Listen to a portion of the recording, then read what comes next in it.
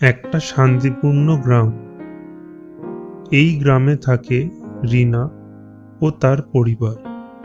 রিনার বাবা স্কুল শিক্ষক, মা একজন গৃহিণী, কিন্তু পাড়ায় যে কোনো দরকারে পাশে থাকে।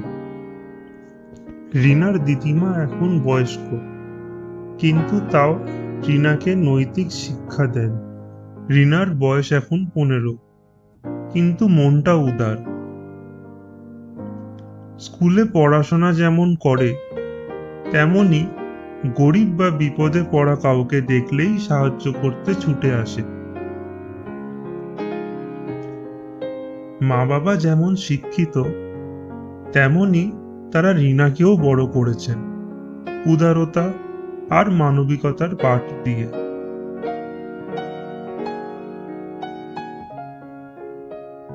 মানুষের সেবাই আসল ধর্ম রে রিনা। রথযাত্রার সময় শুধু জগন্নাথ ঠাকুরকে নয়, মনকেও বিশুদ্ধ করতে হয়। এবারে পাড়ায় রথযাত্রা হবে জাঁকজমক করে। সবাই মিলে রথ বানাচ্ছে, কাঠ, রং, ফুল দিয়ে সাজানো হচ্ছে। রিনাও খুব উৎসাহিত। মা, আমি কি রথ পুজোর দিন রথ দেখতে যাব? আর বাবাকে বলো না, আমি কি রশিতে হাত দিতে পারবো? রথ টানার পর আমরা সকলে মিলে যাব মেলাতে। সেখানে গিয়ে জিলিপি, পাঁপড় ভাজা এসব খাবো। বাবা বারণ করবেন না তো মা? কত মজা হয় এই রথে বলো। কত দিন ধরে বসে থাকি এই রথের জন্য। জানো মা, সেখানে আমাদের সব স্কুলের বন্ধুরাও আসবে, পাড়ার বন্ধুও।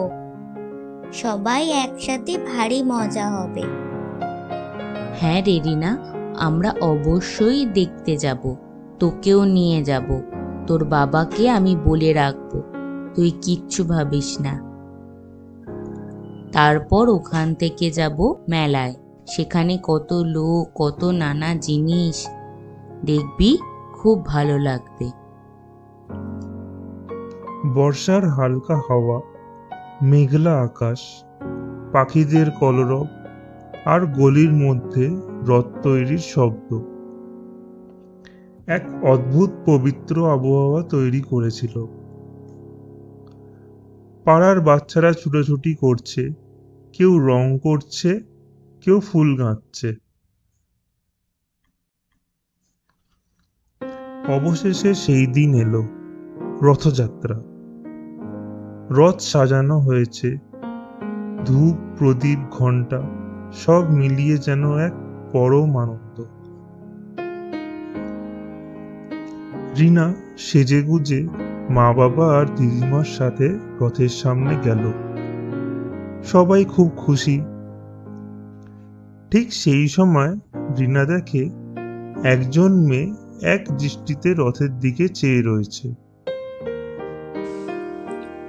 ওমা, ওই মেয়েটা দেখো দূরে কেমন দাঁড়িয়ে দেখছে। ওই মেয়েটা কে গো মা?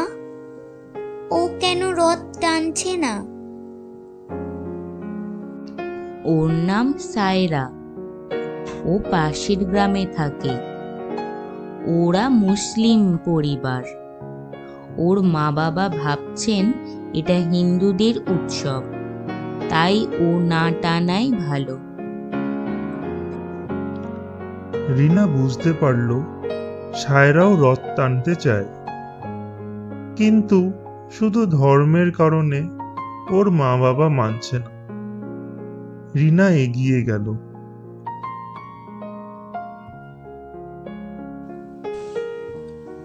তুমি কি রথ টানতে চাও? চলো তাহলে একসাথে টানবো। হ্যাঁ দিদি, আমি টানতে চাই, কিন্তু আসলে মা বাবা বলছিল এটা আমাদের উৎসব নয়, তাই এইখান থেকেই দেখছিলাম। দেখো, রথ টানা মানে শুধু ধর্ম নয়, এটা ভালোবাসার উৎসব। তুমি যদি ভালো মন নিয়ে টানো, ঈশ্বর তো তাতেই খুশি হবেন। রিনা সায়রার হাত ধরে ওর মা বাবার দিকে এগিয়ে গেল। চাচা চাচি, আমি জানি আপনারা চিন্তিত, কিন্তু আমার মা বাবা আমাকে শিখিয়েছে মনুষ্য ধর্মই আসল ধর্ম। আপনাদের মেয়ের চোখে যেটা আমি দেখেছি, সেটা শুধু আনন্দের আকাঙ্ক্ষা নয়, সেটা সংহতির প্রেরণা। তুমি ঠিকই বলেছ বেটি। সায়রার বাপু, তুমি বিটিয়াকে যেতে দাও, ও যাক, তুমি আর বাধা দিও না। এক মুহূর্ত স্তব্ধতা।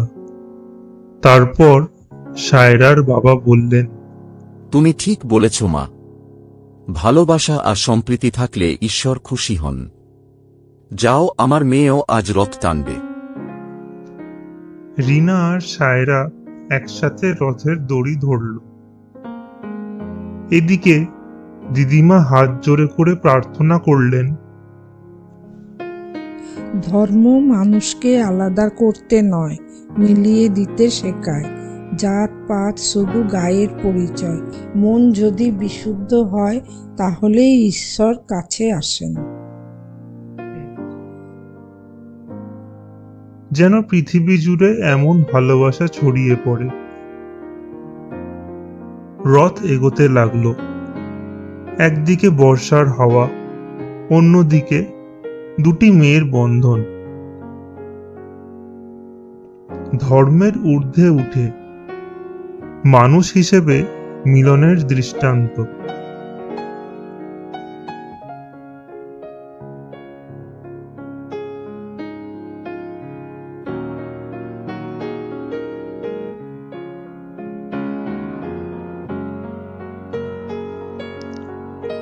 এই রথযাত্রা শুধু ঠাকুরের নয়, একতার রথ। এক ভিন্ন ধর্মের দুটি পরিবারের মধ্যে তৈরি হলো এক চিরস্থায়ী বন্ধন। রিনা আর সায়রার বন্ধুত্ব রয়ে গেল। দুই পরিবারই মেলায় ঘুরল।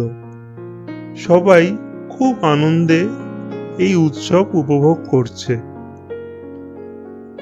কেউ পাঁপড় জিলিপির দোকানে ভিড় করছে, বাচ্চারা খেলনার দোকানে খেলনা কিনছে। এইভাবে রথযাত্রার মহা উৎসব সমাপ্ত হলো। ভিডিওটি দেখে ভালো লাগলে একটা লাইক করে দেবেন আর কমেন্ট করে জানাবেন কি রকম লাগলো। এইরকম ভিডিওগুলো আরও দেখতে চাইলে আমাদের চ্যানেলটিকে সাবস্ক্রাইব করে আমাদের পাশে থাকবেন।